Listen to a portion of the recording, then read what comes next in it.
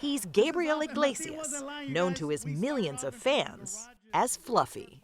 Okay, so where did Fluffy come from? It's a nickname that I got many years ago. It's the joke was, I told my mom, Mom, they keep calling me fat. Oh, mijo, you're not fat, you're fluffy. And I'm like, Fluffy? Okay, Fluffy. And then it just stuck. It stuck. And I hated it. I hated the fact that people were calling me Fluffy, not calling me Gabriel. And right now, if you Google or you go to any search engine and you put in Fluffy, my face pops up. And so I tell people I own the word, because literally, I do. He also owns a reputation as one of the most successful comedians working today, and by choice, one of the least controversial. Everyone has opinions. And I tell people, I got strong opinions. I go, but I don't put them on stage. I go, you want to know how I feel? Buy me a drink. Let's hang out at the bar. Leave your camera in the car. All right? Let's just talk.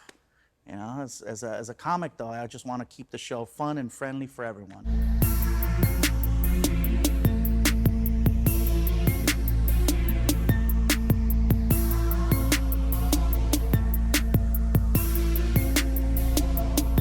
Thank you guys. You guys are all standing. No pressure. No pressure. We're having fun, you guys. We are here coming to you from South Florida.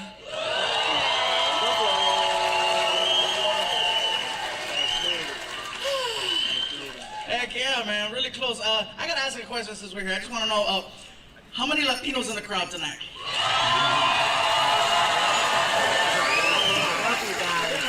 Now, notice I asked Latinos. I wasn't very specific. Because if you call a Latino the wrong one, there's an issue. You call a Mexican a Salvadorian, we get mad.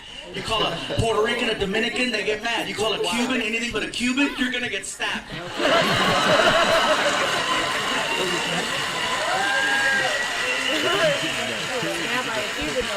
So for everyone here and everyone at home, I have found a way to figure out who's who. It's very easy. All you have to do is listen to the way the person is speaking Spanish. You don't have to understand a single word, just listen to the flow. That'll let you know. For example, Mexicans, when we speak Spanish, we sound high. Seriously, you ask us a question, we drag it out. Hey bro, how's it going? Pues aquí nomás, Pues tú sabes, güey. Now Cubans, I found out Cubans, you guys speak Spanish, like everything means something. It's very serious. You ask a Cuban a question, bro, where you going? Al baño, coño, carajo, why you wanna know? Just asking, dude. It's like, why is he yelling? I don't know. And I found out Puerto Ricans, you guys speak Spanish like there's a time limit. Ask a question, hey bro, what's up? Oh, mira, bro, el otro día estaba cogiendo, me estaba platicando que chacha Benito, yo sé lo que está pasando aquí nomás. Dame más gasolina. Even Mexicans were like, hey, write that down. Quick. Another way is the beverage. The beverage will let you know who you're dealing with. For example, a Mexican's preferred drink of choice is tequila. Okay? A Puerto Rican's preferred drink of choice is either Don Q or Coquito. Right? And a Cuban's preferred drink of choice is coffee. Now let me tell you how I know about this one. So a few years ago, Martina and I were doing a show at the Improv in Miami, and after the show was over, I was talking to Martina and said, hey bro, we gotta try out some of this Cuban food everybody's been talking about. It's our first time here. And so we go outside to catch a cab, and when we got in the car, I figured something out, and that is that Cubans come in every color of the rainbow. Cubans and Puerto Ricans, you go from really white all the way to freaking navy black, just hardcore. Wesley Snipes, just dark school. Hardcore, you know what I mean? I didn't know that there was such a thing as a black Cuban, because we get in the car and we're speaking Spanish, and this guy turns around and he's black, and he's like, ¿Dónde quieren ir? Where you wanna go? I'm like, oh my God. It freaked me out. I thought the partition was tinted. I didn't know. So he's yelling at it, ¿Dónde quieren ir? I'm like, dude, why is he yelling?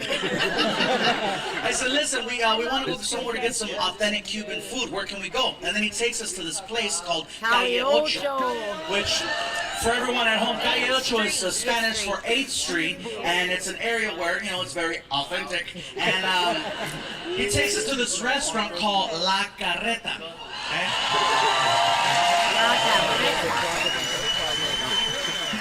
So you can't miss it. There's a restaurant on the corner with a giant wagon wheel in front of it and a huge rooster. I don't know what the rooster does, but look out for him. We walk inside, and I think what was it, Martin, like 2 or 3 o'clock in the morning when we went in? Easy 3 in the morning. Easy 3 o'clock in the morning. We sit down at this table, and we're looking at the menu. We're trying to figure it out, and there's all kinds of bananas and all kinds of weird stuff that I'm like, I didn't know that. Okay, banana's fine. Okay, let's do this. And here comes the waiter, and the waiter's coming over, and he gets in my face, and he's like, ¿Qué tú quieres? And I'm like, I forgot. Why is he yelling? I don't know.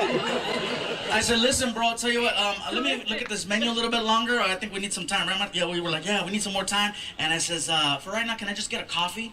And he's like, okay, un cafecito.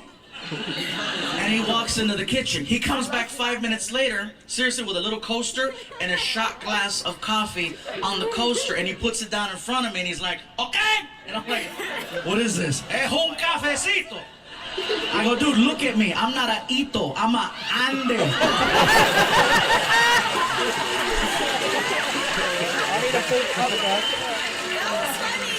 And then I started thinking, maybe he knows who I am. I get the joke. Bring the really big guy, the really little cup. You know what I mean? And I said, bro, what is it? I go, no. Bring me a full-size cup of coffee. Take this back in the... I was frustrated. So the guy's like, okay. And what you want? Okay. So he grabs it, all pissed off, and then he goes in the kitchen and he starts talking trash to one of the cooks. He's like, no.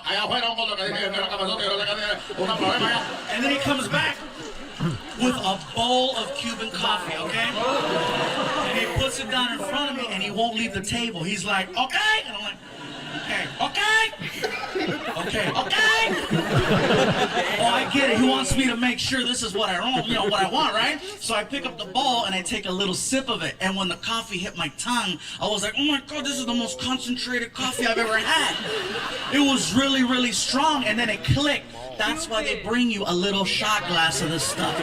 So now I don't want to look stupid making him take a bowl of coffee back in the kitchen. So I picked it up to my face again and I drank the whole thing. You didn't sleep for a week. Well, no, I knew I messed up, bro. I knew I messed up because the waiter looked at me and he's like, vaya con Dios.